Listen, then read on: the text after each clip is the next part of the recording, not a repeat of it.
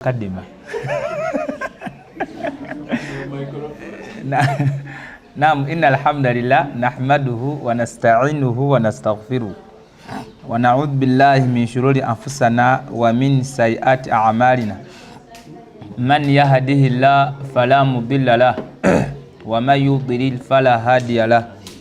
Ashhadu an la ilaha illallah wahdahu la sharika lahu wa ashhadu anna Muhammadan abduhu wa rasuluhu. Qala Allahu ta'ala fil Qur'anil Karim ba'da a'udhu billahi minash shaitanir rajim.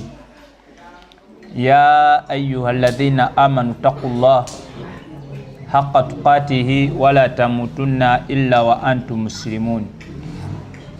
Wa qala aidan jalla jalaluhu ya ayyuhan nasu taqu rabbakum alladhi khalaqakum min nafsin wahidah wa khalaqa minha zawjaha wa batha minhuma rijalan kathiran wa nisaa wattaqullaha alladhi tasaaluna bihi wal arham innallaha kana alaykum raqiba. Wa qala aidan jalla jalaluhu ya ayyuhalladhina amanu taqullaha wa qulu qawlan sadida yuslih lakum a'malakum wa yaghfir lakum dhunubakum wa man yuti'illaha wa rasulahu faqad faza fawzan 'azima. Amma ba'du, fa inna asdaqal kalam kitabullah wa khairal hadi hadi Muhammad sallallahu alayhi wa sallam wa syarra umuri muhdatsatuha wa kullu muhdatsatin bid'ah wa kulla bid'atin dalalah wa kulla dalalatin finnari. Amatenda amalungi amajuvu agatali mbukendeevu tukatenda ne Allah w'ekisa jalla jalaluhu. Oyo Allah waffe abungezza nga tuli balamu ate era yabukesiza nga tuli balamu, tewali yabikola ebyokujjako ye, era nga tukakasa nti bonna bonna abakyalina bye basinze ebitali Allah booli awo baveyo batwaka senti nabyo bisobola okukola Allah byakola, nga okuzibya obudde n'okubukeesa. Tukasa nti ebyo Allah yekka yabisobola yekka jalla jalalu. Tumusaba Allah okusaasira ebyengera n'emirembe abiza okwekitiibwa nabbi waffe Muhammad sallallahu alayhi wasallam wamu n'abo abaamugoberera ku bulungambi bye yasomesa sallallahu alayhi wasallam. Mbadde nsaba abazaala abaana mubakwate, bwemba temusobola mbafulumye ebweru nze nsomese, nze ndimu entondo, ng'okakasa nti olinawo omwana wo mugjeewo.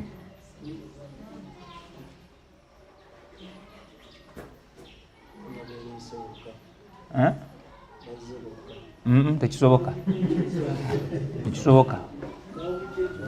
Bamaama mukwate ku baana bammwe, nja kukanyiga engulu nzisaze kundeeka naze okusomesa.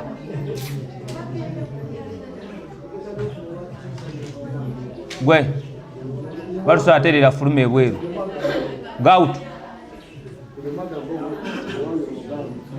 mugende go omunateera munadda, genda todda tusanga mmaze.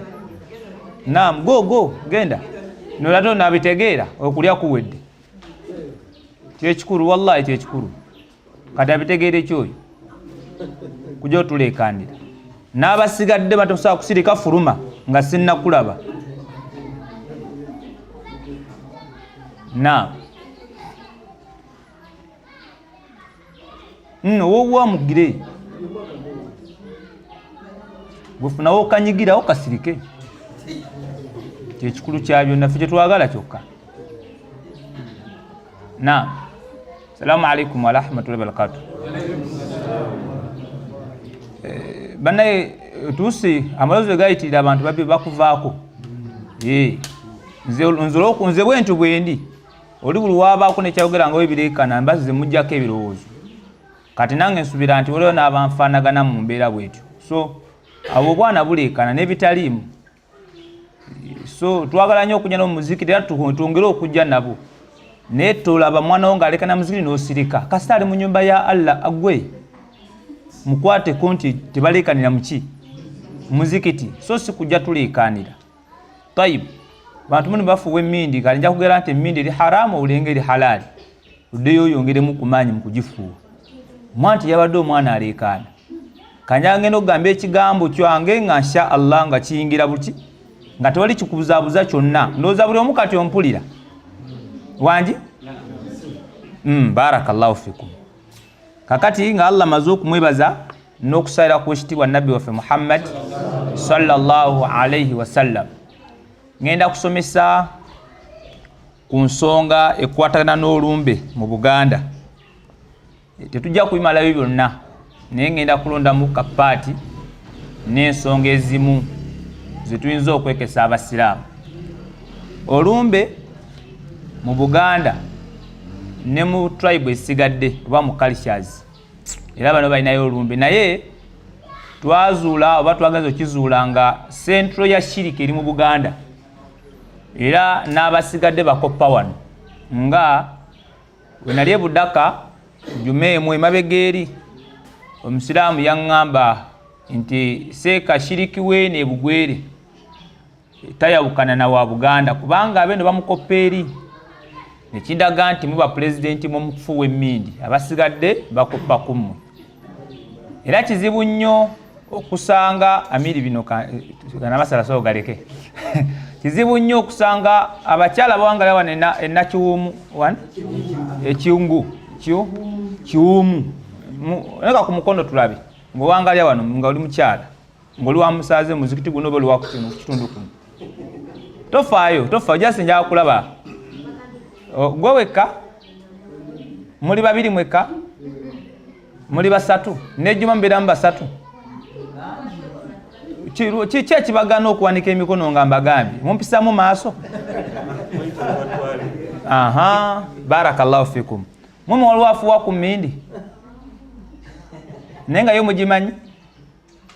mugimanyi eri gyokereddeko okitegedde Allah taballa batazi katulaba emmindi si gwagifuuwa wekka n'abala bakola ki bagifuuwa era wano ku kyalo osobola okuba nga either gwakutta kati kuofuwa ya mitwe ena nolowooza nti kabonero kab'omujjana kubanga osaala tekisoboka era ewa Allah toli muki toli musiraamu kakati kitegeeza nti nowogenda mu bageso nobalina emmindi yadde nga amannya gayinza okukyukamu naye abasinga gasigalirayo kuba ebusoga baŋŋamba yasigalirayo erinnya lyayo eti mmindi naliko n'embaale naye bakwantako embaale mulimu ennimi zaawukana oo nali ne bampa erinnya ddala neŋŋenda ebudaddiri ne baŋŋamba era mmindi esigala mmindi kati tetufuddeeyo kyonna ky'ogiyita esigala mmindi era esigala eri haramu gifuuwa mulimu ku balogologo muno nga muli balogologo tekisoboka era toddamu nakukyogera mu ddalasa eno babaawo era nga bambi yalowooza nti asobola bitambuza ebimeka nga bwasaala ndalasa wajja ate nga mulogo era nga akutunulira bwati nakuba ekigumba Seeka Ibrahimu kyayogeddeko malunguti nakutunulira hakka ebigumba ebyo byakyaka nnyo era nakati bikyaliyo oza bikuba oza balala nnyo oza bayero bantu nga ffe era asobola okubeeraawo nga bwali nakikukuba asobola okubeeraawo bwali nakutunulira nakuba akaseppiki Allah asinga omanyi oba kituufu nti bakuba n'obuseppiki nakuba obuseppi akaseppiki ne bakuba n'enniigiina ffe babibaana babakubanga nniigiina akaseppiki ne bamujja zino sapatu ezabbatabata nga zaakajja bamuggyemu Allah ayamba ebitonde bye gazze alhamdulillah jinene budde abantu befuula batampulira bannange kati katolontoke bannange alhamdulillah Allah wange wekisa Sekamiri angambye mbadde envuze enkalu kati ndi kumbisi bannange omuntu kagirejireka akonako bukonyi henga gogweguli Sekamwazi tabanga agigize nasikamu kati ndoza mumpulira kakati ng'oseka ki mwana muto bino bisesa bannange ekyo kitegeeza nti omuntu ateekeddwa okufaayo anoonye enzikiriza ki entuufu. Wallahi ebintu bijjemu omuzannyo. Yenna alisinkana Allah ng'alina shiriki gwe yakola nga teyakola tawuba, Allah agenda mmwokya. Eno kizibu okusanga mu byalo eno abantu nga si balogomu. Mu bulogo eno ibanga sunna yaayo. Osobola okuba nga toli mulogo nga tolina gwali olozeeko kutta. Naye ng'oli mulogo gwe ng'omuntu ologa ennimiro. Olinamu eddagala ewasimba erikwata baki ababbi, oli mulogo.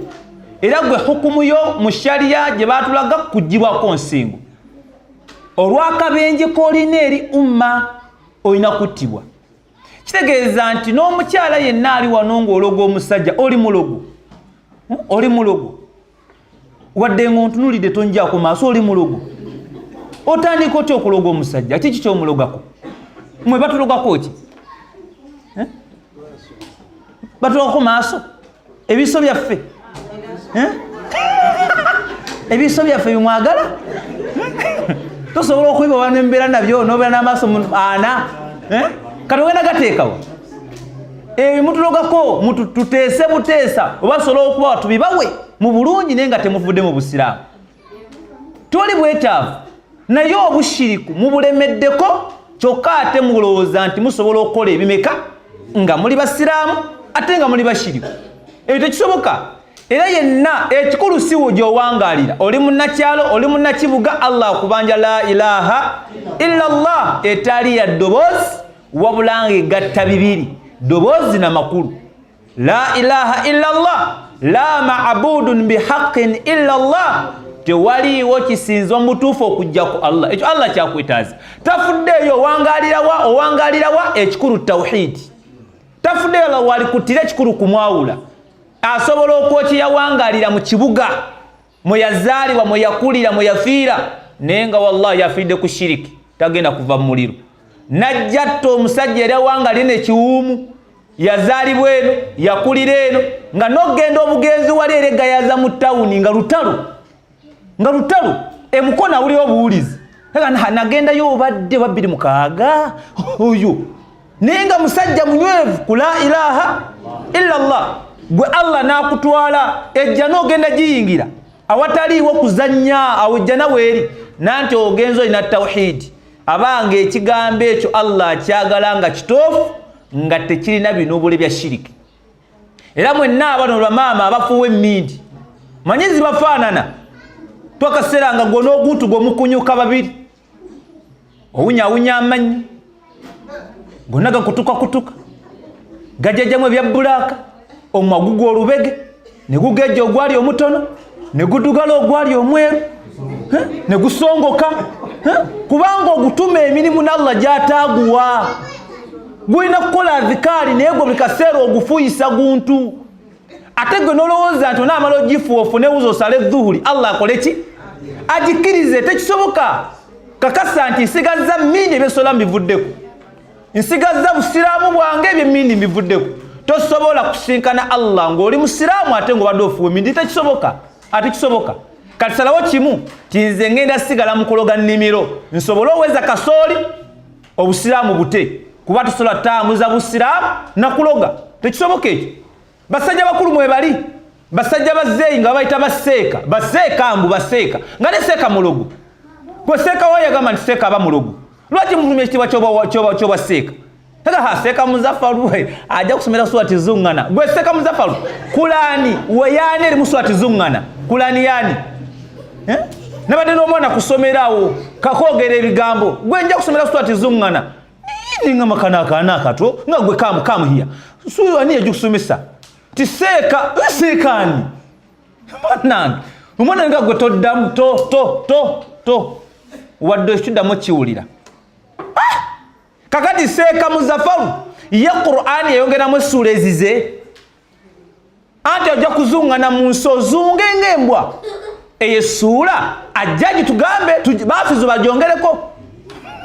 Uno seeka Musamadu mujja kukwata Qur'ani emyaka giijo asaiza tarawehe mani namba ku masidi atiika tagati mane yetu genda kuzungana mwenywezi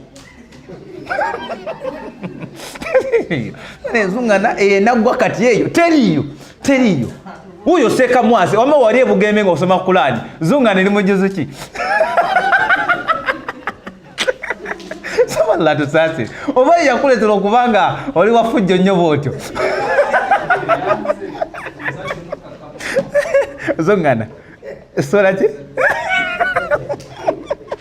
saballa musase seka mwase agambe mbogo yafuna nyinyi ebugemeza Qur'ani neti yafuna kuza sura tiki kati yeseka oyaloga akube ekitabo eyo swali zungana yagijjawa bannange abawalimba ffe abali mu n'abalungi abawanga ku kyalo kino ekyekyumu abanga omusiraamu taloga era yenna aloga kakasa nti ewa Allah toli muki toli musiraamu bamaama bano basenga mwekasoke mbajjewo mangu basenga salamu alaikum nga wali ogabye ku mwana obuwala wanika omukono tofaayo mama wuli kyeweekola kolo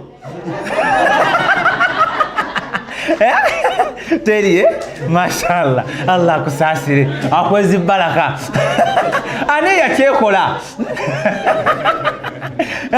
bannange birungo ki gwe katale muwalawo gwe naye mwe bakatale gwotuma bannange basenga mutya Allah nenga naye mwagala ejjana muli basiraamu ngologa empombo ugwe lwokwolina sigida omanyire salaamu paka lweggwayo era ogimalayo ofune empeera 3 assalamu alaikum emune guna ne sukuni zonna assalamu alaikum wa rahmatullah gwe nona songola omumwa tofunye empeera gwe gwani agenda okuwa empeera gwe manajjuka ngologa empombo tekisoboka era yenna ali wano nga ololeze ku luwombo kakasa nti obusiraamu wakola ki naye gwe kuva ddinga entegeera yeeri mukkaaka tuli okubanga okakasa nti bino ebirungo biteekeddwa kugenda mu nkoko nkoye ebirungo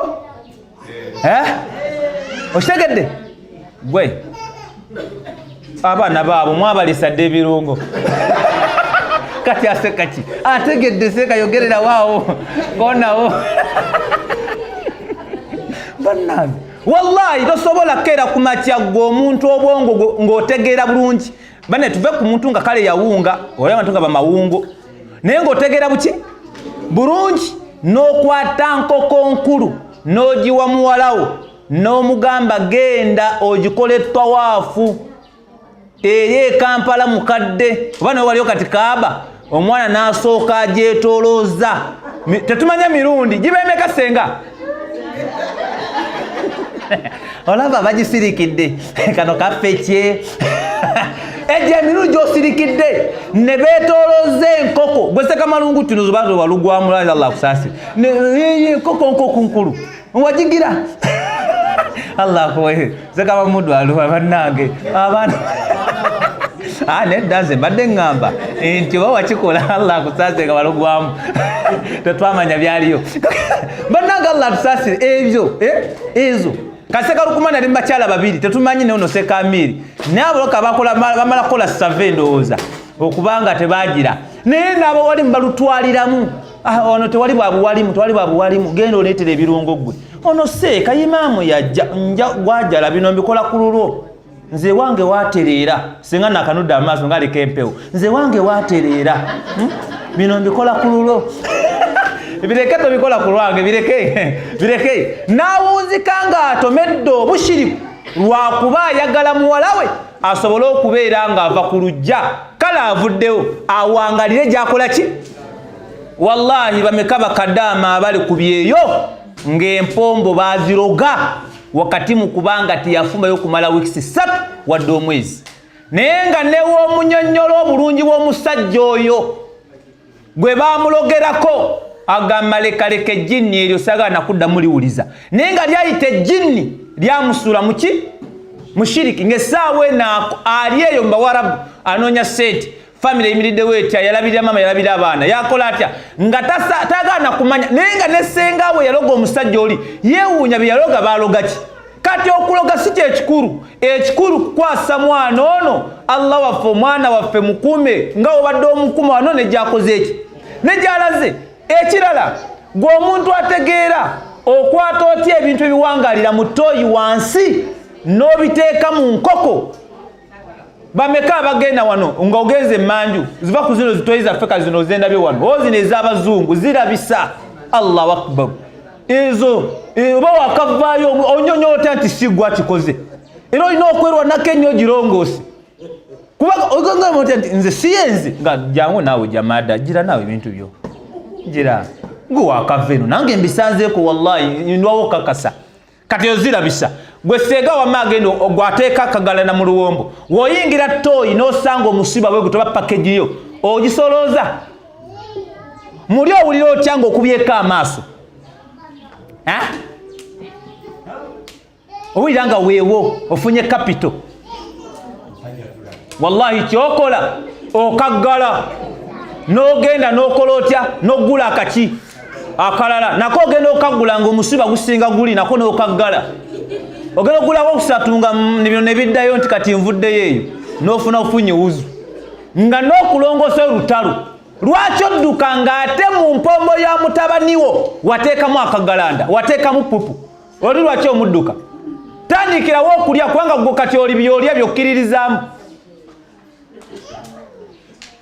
Era ku mukolo gw'embaga gwennyini senga oba omuntu omulala atuma omwana omuwala n'amugamba ndeetera undershot yo. You know what you call undershot?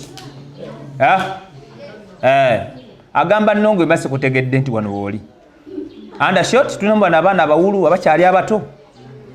Kati baleeta undershot kunaku lw'embaga lwennyini ne bamulagira afuneyo either akasepiki oba essowaani. Ne bamulagira akwate either ekikopo ky'amazzi akiwe wakati mu undershot. Okategedde? Wali wennyini in the middle ayiwewo amazzi. Then bwamala amazzi agakamule. Twagala birungo biva wali wakati. Amazzi agakamulire mukasepiki. Then amazzi otegedde gigagenze. Gagenze muki? Mu luwombo. Kigendererwa ki ekiri omwo? Ekigendererwa ekirimu omwana ow'obuwala ono omusajja aleke kuddayo kufuna mukyala muwoomi nga mukyala ono. Negwe mu magezi go buwoomi ki wuli awo? Neke kuddayo kufuna mukyala ndowooza ali beautiful mu buwoomerevu nga gwe. Obuwoomerevu era gye buvudde wakati mu undershot kuva ku makya tonaba kunaaba wenna ozunga totereera ensitiro ziringa ntuuyo n'okaleeta naye ng'okukwana nazza musango. Sikamuka kafaanana gamba nti mukwano ndikwagala paka Victoria ulikalira mukwano nsula ndowooza gwe obugambo busooka obusike nga tonnandoga yampise ne bebi muliise bino naye bebi bibeerawo bebi tubigwera mu ttooyi bebi. Basenga mutya Allah mutereeze obufumbo bw'abaana bammwe mulekerawo okuloga. Ani ategedde point eyo? Ngogamaze sigenda kudobya byantu byakuloga mpombo era nkitadde olwaleero temugenda kuziddamu. Ajati Mariam towakana owaziri wali okikozeeko Allah akusonyiwe. Tukole tauba Allah musonyi. Bamaama bange bawangalire n'ekiwumu ne bamama bange benze nabo bamiira nga mukola obwassenga ku mikolo awo musobola otabuka nga tojjukira naddala sazo wali ozzeemuuko awo obongo buggalwa tojjukira nali mbisomesezzaako wali seeka yenna olabira ddala ng'ofuba omwana bugenda kufa n'ogamba buno gwa lunaku lutya. Era ono naye shiriki kamugjewo olw'enzikiriza gye bamulinamu abasajja abenzi. Salaamu alaikum. Kakati w'abasajja nga bo benzi ng'obwenzi babufuula sunna. Saba Allah bataase. Allahumma amin. Kubanga n'ogubanga mu jinni naseeka nkoze tawuba nze siriddira ate banga kina ne sirimu ekyo nali nduguddemu ananga Allah wafa tusonyi. Wait a week ne wajja omwana nga tamanyi oli naye ate kati ate kasa tauba mulyango mugule yagugula buli kaseera tagugalako nawunzikanga era akoze eki mukwano gwange ngamba alina muganda we Allah yamuwa obunafu bwa butambuze bamubuuliridde agaanyi yabagamba nange baba simanyi kindiko nkola tauba nengeno wiiki mbigaanyi eddako nentabuka bambi netamanyi kikola ki gyekiva saba Allah abafaanako bati abazze ku mulamwa kakati omusajja wayendanga mukazi waali lubuto era abakyala bali olubuto bakuzinyo babba baabwe tatasula togeza noyenda abanga mugamba linda malizo sumulukukoso kogenda okola ki omukyala waba olubuto bawe nayenda ndowooza lukosa omwana mu kaseera k'okuzaala omukyala ono bw'alemererwa okusindika omwana nakola ki nagaana ate obulumi bw'amaanyi mu kaseera ako nga nokiba kyetaagisa ki bantu baneyo abazadde totwale nga kyabbe tosobola kumusasula kyoyinza musasula hata nabbi atuka nogamba nti okujjako ng'omusanze kale ali mu buddu n'omugula n'okola ki at least ko obanga naye maama akakaseera tosobola kasasulira kutuveno ng'ali lubuto oyinza kusasulawo okukyawo kubanga nga lwakagwamu atabuka libadde erinene wallahi n'omukozi n'abasimolo bwati kyalo omu nakolawo ku mulimu naye namusanga mukyala munene nga masha Allah waite ebbanga lya mwaka ndoza najja afuna olubuto wallahi yatonuwa n'atonuwa neŋŋamba bannange kiki kino ekiri wano wallahi neŋŋamba yona yali lulyeri bannange nagira naggwawo nembuulizako ne bannange abadde ki nze nga simuwadde oba senyiga oba nisenyiga wawo yatwala ejundi yenayina mubiri ne baŋŋamba nedda waaba olubuto bwatu bwakola ki bwagwa neŋŋamba bannange olubuto luno nalutwala ennyama yonna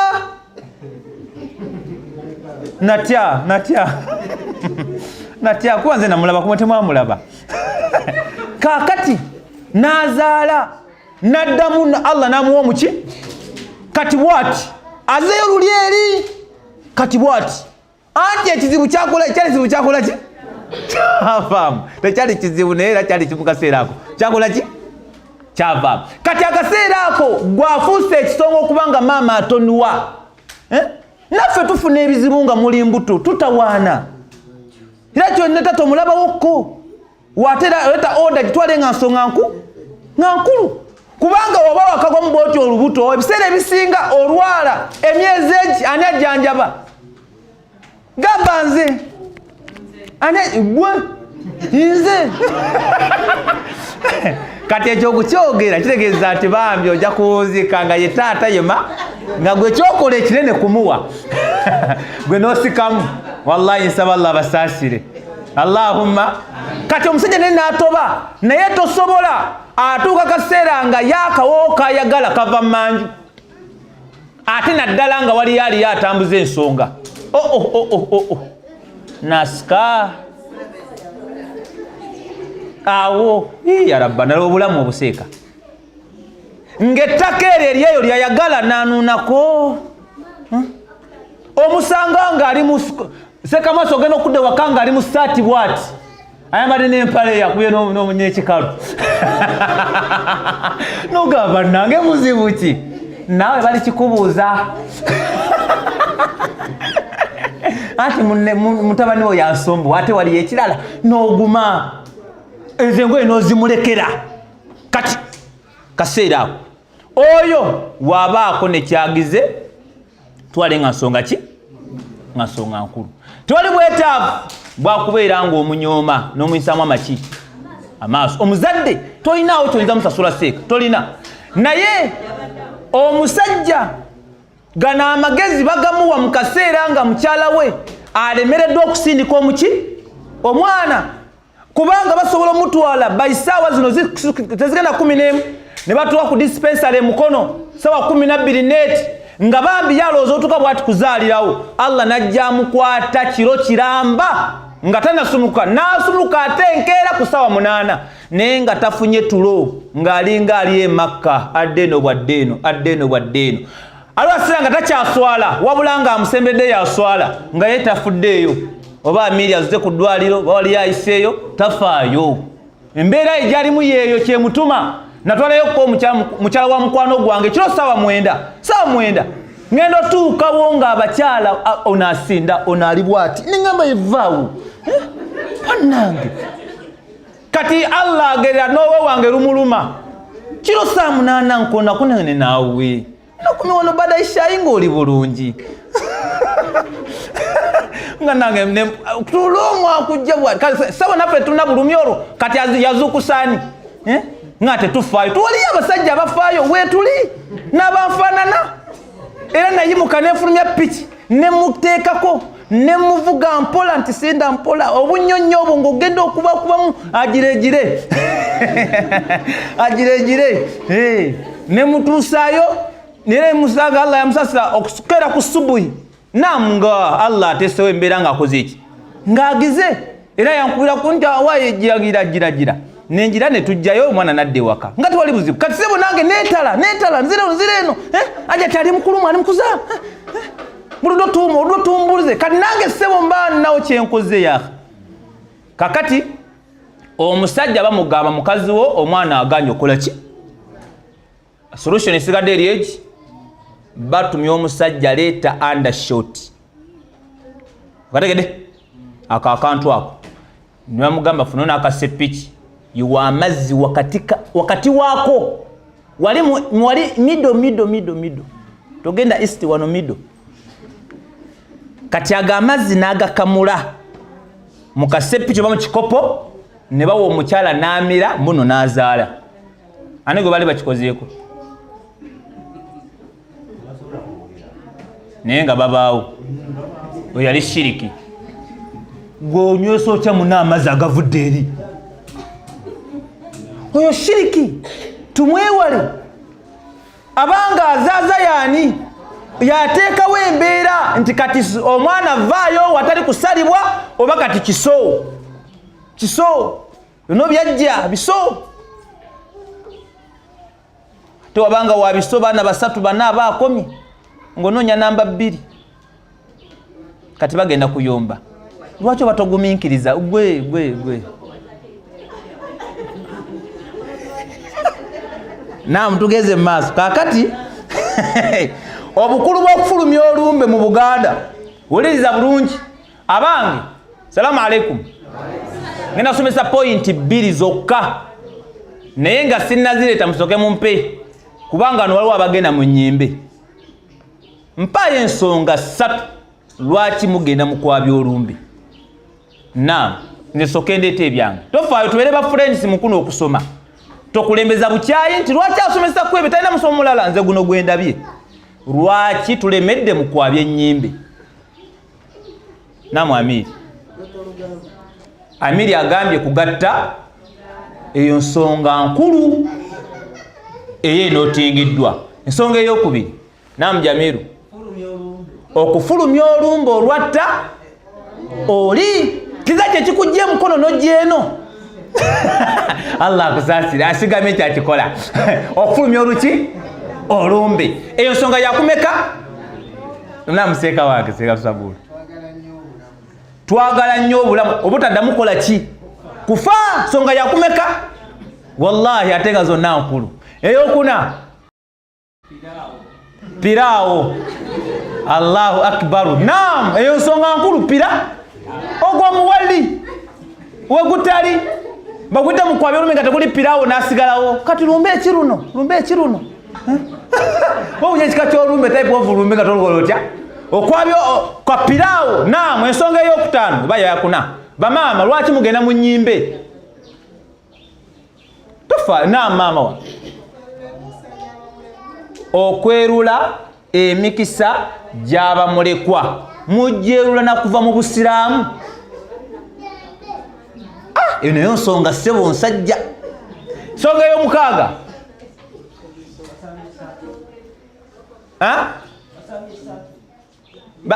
Naam. Okulaga abaddidde omugenzi mu bigere, eyo nsonga. Era baleeta ezimu ku nsonga lwaki olumbe lwabizibwa, yeyo ku nsonga okulagazza mu bigere by'omugenzi. Mukiddamu nabo owombefu mulowooza nti ndi ku sayidi yammwe. Genda mu maaso. Ensonga endala eba esembayo lwaki tufulumya olumbe. Ani munnamukisa asembayo tofaayo gwe gikuba obukubi awo omale osirike. Naam.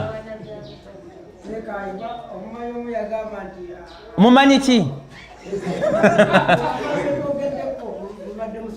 Okay, naam Seeka. Nkufunye.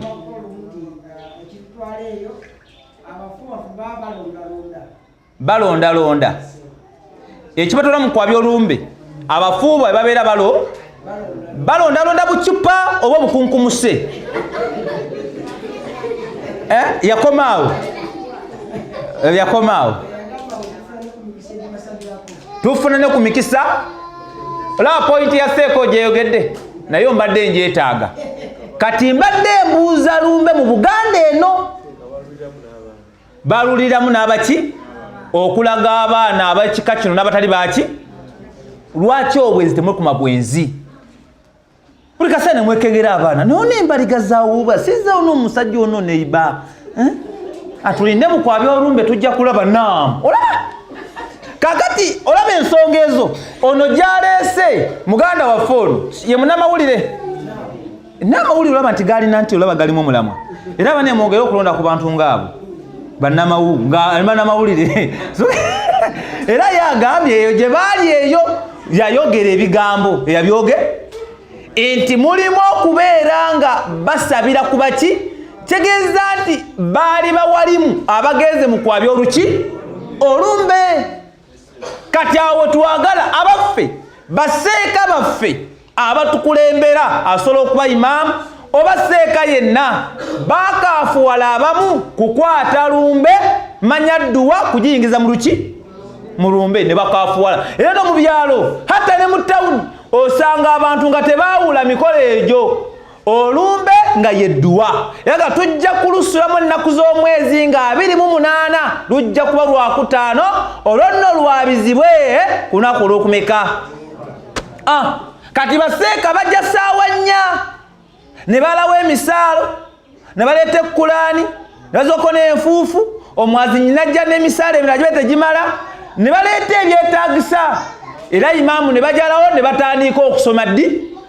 Kati wuliriza bulungi, singa imaamu ono ategeera nti gano amaka gazzeemu ag'omugenzi Haaji Ssennoga mwabaddemu ofulumya olumbe n'asigala nga kanyizza mutwe Yaasin wal Qur'aanil Kariim innaka laminal mursaliin. Oyo ng'akimanyi wano wagamba innaka laminal mursaliina bayabiza luki? Oyo naye mukaafiiri wadde ng'asoma Qur'aani agijja muki? Omwazinyi mu kusomba emisaalo nga inejjo yabaddewo nga balufulumya ekiro kubanga balina mukolo omukwano. Era namanya nti luno balufulumiza lwawedde naye asoma misa kagaali watuuya ne kanzu wagikwatako weddeeni wakasota wagwalawo waddayo bali bize n'omukubira essimu aga nkyali bize nja kuddira ku 8 awo inshallah. Oyo naye mukaafiiri wadde nga alina ekkanzu enjeru alina n'akaladi mu nsawo alina n'ekitambala kyasibye ku mutwe era nga buli waavuga eggaali agamba alhamdulillah Allahu akbar la ilaha illallah.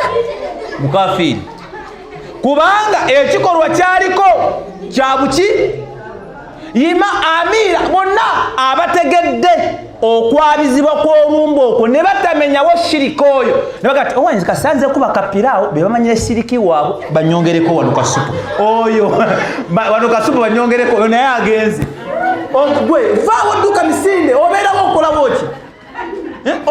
ki okwabya olumbe. Kati baseeka baddira ekikolwa ky'edduwa bannange edduwa nga yiyo bandibadde kale basigalayo kuba tebajja mu buki mu Busiraamu edduwa ya 40 wadde nga nabbi teyagisoma ne basahaba ne kale tubakakasaako okuba n'emputtu obutakubeera mubaka kuba teyabikolako sallallahu alayhi wasallam gwe baagala oyo sallallahu nabbi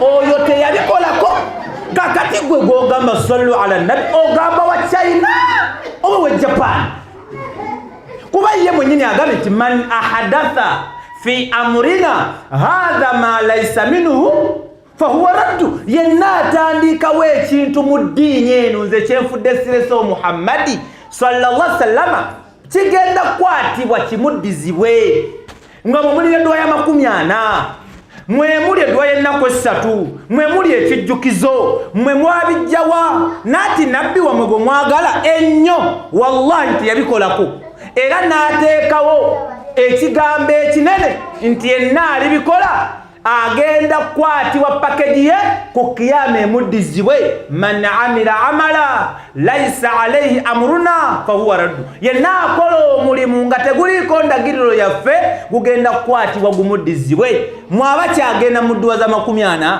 mwe mulina hadithi ebanyonnyola omukolo ogwo nga bwe gutambula tibwotuuka awo sooka n'osalira ku rasulu imaamu oba tannatuuka agenda otubuulirirako mu mukolo ogwo sooka musoma ku Yasin kubanga Imaamu Bukhari aleta hadithi kakati Imaamu Muslimu n'agamba bw'ati ebyo twagala ndagiriro kaifiya y'omukolo ogwo tugisanga mu kitabo ki nabbi ani yagyogera mumanyi ki yagyogera awo we munaleeta kaifiya nga eriko obujulizi eyo gye mukola naye tetugamba nti okusabira bafu zambidde wallahi si zambi newooli wano osobola ogamba Allah sonyiwa maama sonyiwa taata bye basuubyanga balamu bakole ki edduwa ewedde waliwo seeka abaddewo wopira wazze ebbaasa ogifulumiza wawo okuyoma tetukuse emmere kibadde wano wekiggwere n'ofuluma awo obadde otambula n'omujjukira Allah wange senga wange yambeererawo Allah musonyiwe senga najjuka musonyiwe Allah musonyiwe kiwedde olina wuzi tolina obadde wakamala okuyisa omukka dduwa giteekeyo ekikoze eki yo kiwedde Allah agimaze kyakikiriza amaze osabidde omuki tusonda sente bannange obwetaavu kati motoka ya ddawa yiyo ezze kyasi nnene yenna abadde ateekateeka omukolo gw'okulomba edduwa ya 40 mu mwezi ogwa Desemba simanyi guno ogw'ekumi nga guggwako zonna sente zikwate ziwe wuuyo seeka mwasi anonye treasurer azimuwe tugule emmotoka ya ddawa omaze era Allah mugambe nti empeera zonna eziveeyo zigende eri maama nsagalako neetya kiwedde naawe akoze ofuna empeera naye nga gwenniya yaani yamaama ze modde muteekateeka edduwa ya nnaku 3 nanti munange senga Mwajuma yafudde yavuka accident bano egundi emasaka abo bennyini ku TikTok byoyo ennaku edduwa ya 3 yakoze eki era mbadde nze kutegezeeko omwazi maama omugambe omwazi nanyamu kibegabega obambi Allah musonyiwe poza alabawo piraawo talina bulumi bwonna kusenga najjuka talina gwe mubuuza abugjeewaawo tamumanyi kati olumiddwa ati talina ekitutwala mwezi ensonga ziri ensonga ezi we munaazijja mu dduwa tetugenda kudda mu maka gammwe muno nsonyiwe mbawana wadduwa ze bwentyo wano wenkutte oluusi nkuba bukumamanyi ndi bannange abagoberera nabbi fena tugona nabbi katubi tusindikira abo abava ku mulamwa ogobera omuki omubaka kati fenza tukyekkaanyako bino bisatu mbijje mu dduwa baseeka tebagenda kudda nsooka jjamu omuceeri ogw'ekika kyonna yadde gw'amayinja toguteekamu jjamu ebbaasa wadde ekyefaananyiza ennusu n'ekitiibwa kijjeemu era kola edduwa eno esembayo nga kakodyo kakubagoba giteeketeeke bulungi gite abakulu b'amatwale qadi abaana bakyazunga muzo bonna bannaye mumpitire qadi mufunye ntya yatukulembera mu gundi eno pozi ogenda kibakola gwe genda ebugerere gula emimmonde gy'ebisawo ebi 4 kwawayisa abantu bangi gulako ne muwogo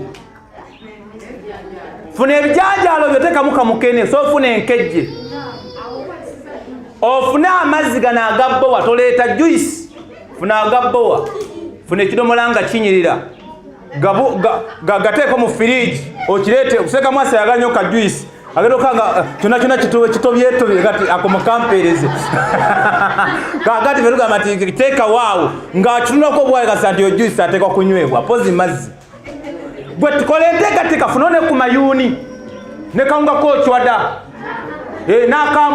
n'akabbando biteeke waawo teekamu byonna ebinyoowa basi akakopa teeka waawo ne bwayise kakati funa bidiishi bino ebinyirira ebikuba omuntu amangu okusumulula ebiri muki ebiri munda funa abaana abawereza nti kati oselekitinze banange bashekhe muyingire mwazinyingiza baseeka ate omwazi eba mukambwe gwe Muzaffar okubadde nga oli seeka dayere Muzaffar namuseeka jamada tujje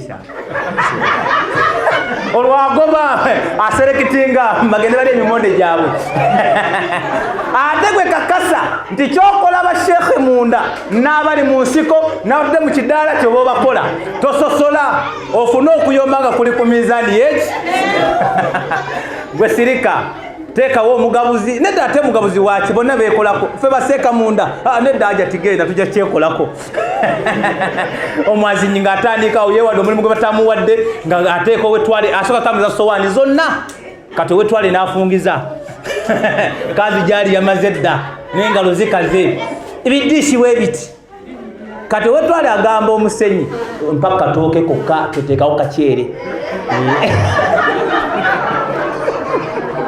tuteekawo kaceere nyamba katooke pozi n'akanyama n'akanyeebwa nina omukolo omulala yanguwako amasimu gandi bubi wuunaakuba alo kamaliza okulyako janguwa mangu omwazi nyagenda okuba diishi esooka okujjako ekibakulinga mimonde oba just by the way tanyega tagama bano amalayo eyokubiri nga muwogote vawo okay ndowooza side dish akuba kuyokusatu ngakangako wadati enesonga esuse weyandikomye enesusi kati asunguwala zonna dishi nazimalayo nga muli lumonde muli kawuka kamwogo kali kasooli wano bijjanjalo mulimu enkejje wali nakati bukopa nagamba wetwali onaalya bukopa oba lumonde beramu amagezi nange katooke nga kuliko ebinyoowa ti wallahi kubyogere tewali kiriwo layira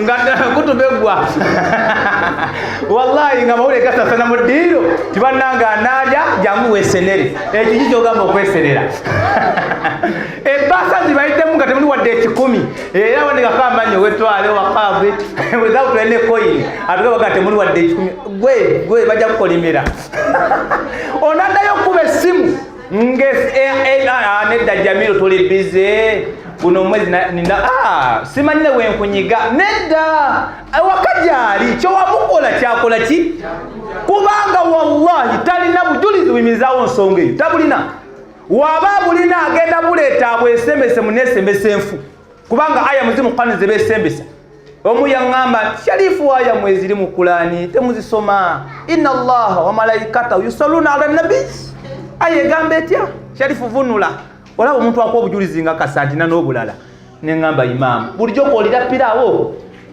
ku inna allaha wa malaikatahu yusalluna ala nabi abange omusiraamu tabya luki kati mwakwata edduwa ne mujingiza mu luki ne mukafuwala kati yenna ali wano nga kyemukola baseeka bajja ku Sande ku makya mwalufuniriza ku Lwamukaaga kiro muli bakafiiri naam wadde nga neseeka w'ekika yabaddewo munamunamu yaye munnammwe mushiriku tewali buzibu ka mwangu tusale subuhi lwaki temunaba kumala bulufulumya mwanguwe gwe kisula soko yazine isebo nayazine kati ne mulufulumya ne mufune ewuzi 12 ne muje ne musaala seeka w'ekika n'abakulembera mu subuhi bannange eyo famire ki bannange eyo ddiini yaani ebyo tebisoboka seeka bifu abikola temuli basiraamu Allah yatugaana okwabya olumbe kuba ogamba tikuna okwabya olumbe oba ogenda kutta Allah kankuwa ensonga zino wulira zino eyaziwandika musajja muganda ddala yagamba bw'ati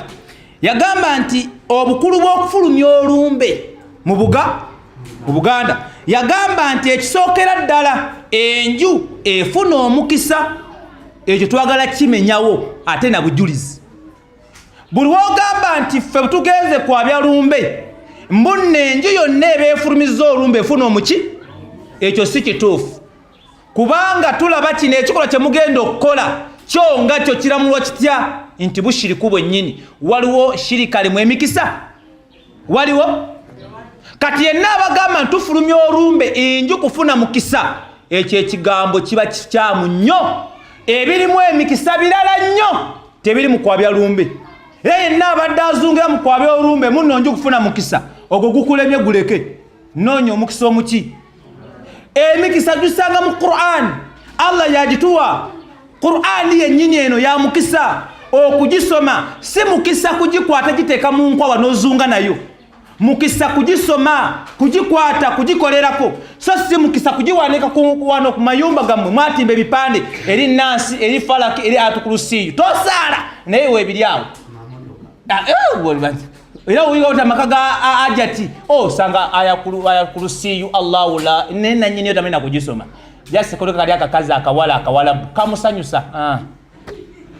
Wano kul wallahi wali Nansi wali Falaki. Aseka nyumba yange ya mukisa kulani oyagala wosoma. Gwe bagambye kwata na kugisoma so si kugitimba. Wanagambye Allah tugamba suratul An'am aya 15 yagamba Allah wa hadha kitabun anzalnahu mubarakun fattabi'uhu wattaqu la'allakum turhamun. Yagamba Allah nti wa hadha kitabu. Bonna bagamba nti ofulumya olumbe ennyumba efuna omukisa. Tubagamba nti ekyokufulumya olumbe kikolwa si kya mukisa. Era yenju ebeera efunye ebisiraani ebyannama ddala. Era bonna abuli muno nga mufulumya ennyimbe mulina ebisiraani ebitaligenda kubaggwako okutuusa nga musiramusi. Era ekibabonyabonya mu nsi n'obwavu obubatta obufaana obufaanana mwalugejemera omutonzi ne musalawo okumwabya buli kaseera ate nga tafa. Ne mukaseera mulanga ne tugenda kumwabya kunajja kwabika. Nenga wallahi bukyanga mama yali yabiseeko. Wano Allah agamba nti wamaga munoonya mikisa wa hadha kitabu eyo Qur'an gye mulaba kitabo anzalnahu mubaraku twakisanga kya mukisa. Fattabi'uhu mukigoberere byonna bye kibagamba okukola mukole mutya.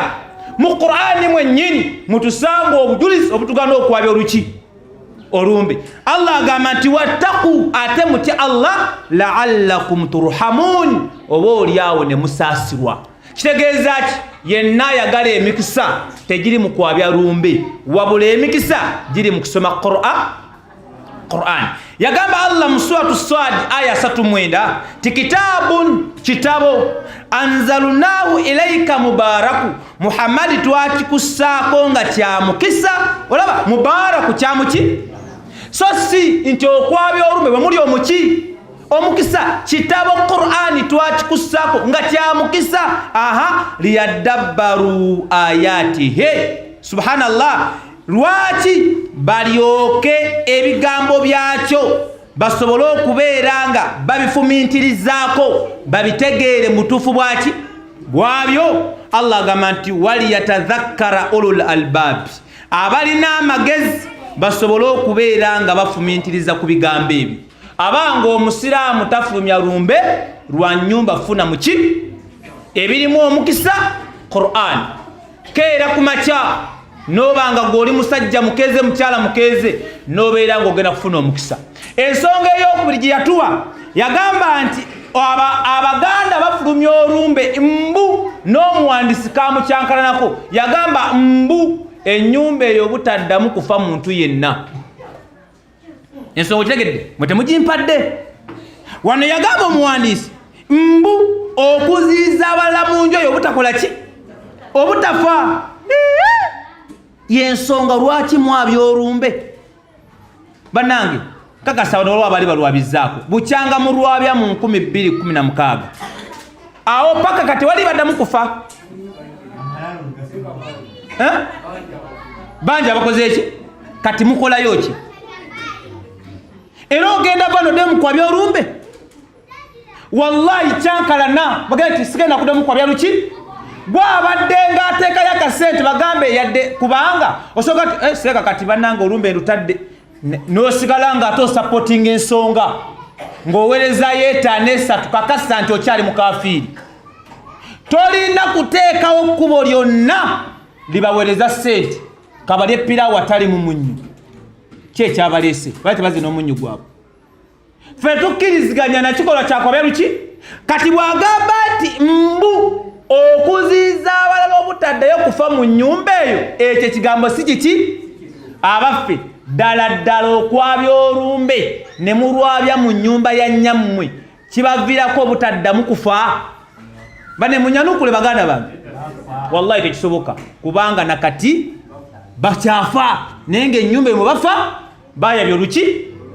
ati bagamba ntwatta oba twayabya ekyattaani pozi tebakisobola kankwe aya genda mu suratu Ali Imran aya 156 obujulizi obulaga nti Allah kigambo kufa ekyo yakiteekawo nga tuteekwa kola ki kufa teri yamalira kufa kwa balala nti oyo kafudde tetugenda kola kikuddamu ate kisoboka buli omu kullu nafsi dha'iqatul maut buli muntu agenda kola ki kukomba kukufa wano yagamba Allah wallahu yuhyi wa yumitu Allah yawo obulamu ate yakola ki ate yatta wallahu bima ta'maluna basir kubye mukola byonna abiraba bulungi akimanyi mujja ne musaala ng'ate mukyabye ennyimbi abo we bali era guno omuzikiti ku Lwokutaano bajja kujja era imaamu abawe kutuba baddeyo naye nga baabye ki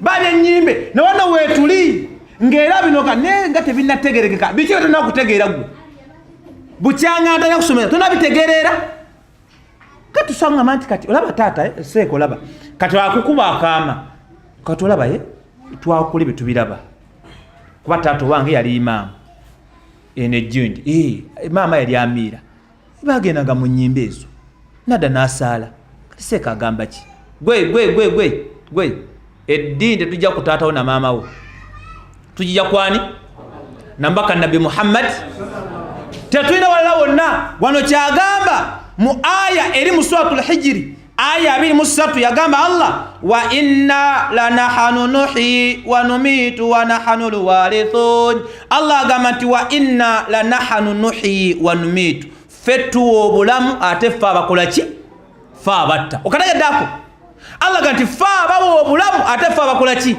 fa abatta era Allah n'agamba nti wa nahnu alwarithun era fa abagenda okusigalawo oluvannyuma lw'ebitonde byonna okukola ki okuggwawo tewaliwo agenda sigalawo kullu man alayha fan wa yabqa wajhu rabbika dhul jalali wal ikram buli kyonna ekiri ku nsi kyakusaanawo kamwabye ennyimbe kamuzigaanireko naye wallahi tugenda kufa tewali agenda sigala kuki temwonoona busiraamu bwammwe mukumeddi muve mukwabye ennyimbe Allah agamba nti wayabqa wajhu rabbika dhul jalali wal ikram Allah we yagenda osigalawo yekka nga ffenna n'ababi b'ennyimbe bali wansi waki wansi wa ttaka ani eyeebaka bino kyogamba bisumagiza singa badde bufumbo kasingo kati otoyagana pane omusajja oyo bamwamujiwa Allah akbar nange asonsudde laavu Allah akbar kati bino si bya laavu mwefuula abayebaka nkulaba totereera munamu totyampa n'atensono okuba nti njogedde kubikola byokola ki byokola tereera mulayi oba wakweba kulumbe nze kankuwa bujuzi bulaga nti yadde mulwabya ne mugenda kola ki ate ofudde oli mukafiiri yagamba Allah mu suratu Tauba aya 10:16 yagamba Allah inna Allaha lahu mulku samawati wal ard obufuzi bwa Allah obweggulu naki ye mufuzi waabyo yafuga ensi yafuga n'eggulu n'agamba Allah bino wammanga mbikola yuhyi wa yumit nze mba obulamu ate nze nkola ki zezita kategeza ogamba tugenda kwabya ekyatta maama mu bufunzo ogenda kwabyani Allah wanagamba Allah wama lakum min dunillahi min waliyyin wala nasir temulinayo mukuumi wadde omutaasa atali ani byonna kamubikole naye temulinayo mukuumi yenna wadde omutaasa atali Allah omusiraamu n'okwabya olumbe tewali kakwati mu suratu sajida Allah yatulaga engeri gyatuttamu akaseera bwe kaba katuusa ak'okutwala ekitonde kye Allah alina malayika gwe yakwasa obuvunaanyizibwa bw'okutta bw'okugyamu miki era amutuma nti genda mu ddalasa eri ekiwumu neetaaga omuddu wange oyo eyeesigamye ekisenge mundeetedde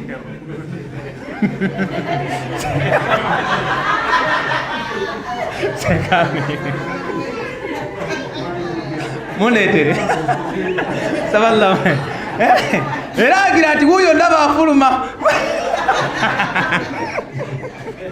mundeetere Allah yawukana era malayika tekola loosi era bwetuuka ng'egenda direct Allah wagiragidde nti oyo yekka nti naamu mugenda okulaba abadde agiragira bwati nga takyakola atya nga Allah amututte amutwalidde kuki awo Allah toga nti alina gwe yateeka waddukanya programu eyo naye ng'ali waggulu wayo ye Allah mwennyini yatutta yagamba Allah qul yatawaffakum malakul mauti alladhi wukila bikum Allah yagamba jalla jalaalu abajjamu emyoyo yoyo malayika w'okufa gwe nabateera wakola ki alladhi wukila bikum oye yabateerwawo nga yalina okubakolamu ogwo omulimu okubajjamu emyoyo nagamba Allah thumma ila rabbikum turja'un oluvannyuma mugenda kuddizibwa erinze Allah wammwe sobole okubanga mbannyonnyola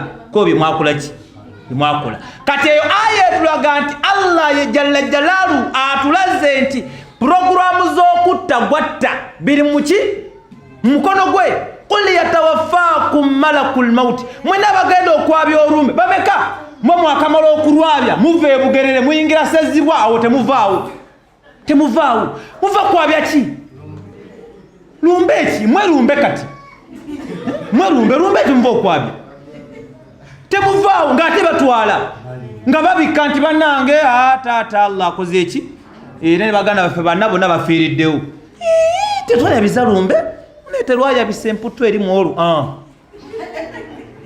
murwana ebbanga nemutasobola kukola ki kuwamalako wanagambye Allah mu suratu Zumara wuliriza aya zino yagamba Allah inna anzalna alayka alkitaba linnasi bilhaqqi yagamba Allah wekisa mazima ffe tusizza ku ggwe Muhammad sallallahu alayhi wasallama kitabo ki Qur'an naye linnasi bilhaqqi ekitabo ekyo tukisizza kigenda eri abantu bo mukafiri musiraamu Qur'an kyekitabo ki era tubakoowoola bonna abalokole aba Seventh Day abakatuliki abasamize n'amadiini agasigadde nga si busiraamu nga tebannaba kwanukula mulanga gwa kusiramuka akadde kagwayo tebageza kusinkana mutonzi wabwe nga tebannasiramuka kubanga yabatonda kuba basiraamu era eddiini gye yabatonderamu eyo baddukayo obuddusi ne bagenda mu ddiini endala bateekeddwa kukomawo ku kikolo bagambe nti la ilaha illallah wa anna muhammada rasulullah basiramuke kubanga Qur'ani bakkirize ekitabo kyabwe era amateeka ge balina okubanga batambulirako ga Qur'an yebalagira obutakunama yebalagira obutalya mbizi wadde nga bagirya yebalagira obutanywa omwenge wadde nga bagunywa tubisanga mu Qur'an kati Allah agamba twassa Qur'an eyo kugwe Muhammadi naye nga egenda eri abantu bonna nagamba Allah nti faman ihtada fali nafsihi yenna aluŋŋama akimanyi nti aluŋŋamye ku lulwe aluŋŋamiza mwoyo gwe nagamba nti waman dalla muntu yenna abula agamba nti fa innama yadhillu alaiha kakasenti abuze ku lulwe Allah n'agamba nti wama anta alaihim biwakil Muhammadi gwe toli gwe mukuumi kubo agenda okubayambako obutabula wabula gwe gwa kutuusa message okulungamya kwani kwa Allah tabaraka wa taala kati Allah yatta yawa obulamu yenna agezaako okweŋŋanga ekikolwa ky'okwabya olumbe kasente ayagala kwabyani abaffe asobola okumwabya aya esembayo muganda nkaze kakasobodde butambudde yagamba Allah era mu surati Zumara aya 42 ebadde 42 Allah tunnyonnyola wano bulizi bannange era banne Allah atwagala kubanga eno aya we mbadde njisaamu kakasizza nti okufa Allah yaleeta ate yagamba nkuwadde obuki obulamu yagamba Allah Allahu yatawaffa al-anfusa hina mautiha Allah yajjamu emyoyo mu kiseera ky'okufa kwaki kwajo olaba Allahu yatawaffa al-anfusa hina mautiha mubuuze yasemama mugenda kwa bekya setata Allah agambye mwennyini mu kiseera ky'okufa kwa yafudde yamujjamu omuki wamangwagala kuwabya kyasemama mufune amadala muwolampe mugulu mugende muwabyani Allah oyo yamututte nagamba Allah wallati lam tamut fi manamiha Allah wanalaze n'omwoyo ogutafiiridde mu kwebaka kwago abeebaka muwulize bulungi nti wali wateebaka ate kati gwebakira mu dalasa simanyi nakumanya Allah agambye n'omwoyo gonna gwe sitwalidde mu kwebaka kwago amakulu nti okwebaka kitundu kukola ki kufa kubanga omundu kasitayalawo aba yazeewo wallahi enkuba sajiwulidde naye nga yasudde n'emiti ne Muzaffar wallahi sajiwulidde nabadde nga mayiti naye neewako obujulizi sajiwulidde abantu beebaka ne batuuka n'okumujja ku buliri Allah n'amugerera ababbi ne bamuteeka wali ebbali ne bapaakinga ebyabwe ne batano akabaloga n'okuloga abamu olusi ne tuba tulonga tawulirirako ddala kanono Allah alaze nti omwoyo gonna gwe sitwalidde mu kwebaka kwago Allah ganti fayumsiku llati qada alaiha almaut Allah agamba jalla jalaaluhu ne tubeera nga tusigazza omwoyo ogwo ogubeera gumaze okubeera nga kaseera kaago guggwako amakulu nti gwolaba takomyewo ngulu Allah aba asigazza omuki omwoyo amakulu abamututte muki mutulo Allah ganti tukusigazza omwoyo ogwo ogubeera gumazeewo ajali yaago era bugenda okukeera ku makya ti inna lillahi wa inna ilaihi raji'un nesubu itakoze eki tiyasadde tiyasuukuse awo bangi walafa Allah era muntu mbeerawo nga munywa mu dakiika nga 2 n'afunamu otulo tadda gyakola atya gyagendera ate nga tulina okwebaka kitonde nga Allah yakikusindikidde oteekwa kwe n'agamba Allah wayurusiru l-ukhra ila ajalin musamma waliwo ate emyoyo Allah agamba ne tuddiza abamu emyoyo gyabwe ne gidda mu nnyama yaabwe basobole okubanga bamalayo akaseera kaabwe asobole okubanga ali emmere ekyasigaddeyo riziki yagifune abo Allah n'abaddiza kati fe okuzuuka kwaffe si magezi gaffe ajali yaffe ekyakola ki ekyagenda kati aye tugenda kwebaka bagenda kubika ekya nti oyo yafudde jolwalire nemulese nam oyo atambula yafudde onaje tebadde wano nga atunulira nnyunga awandiika nam yagenze kiki tukikuwa okikole ki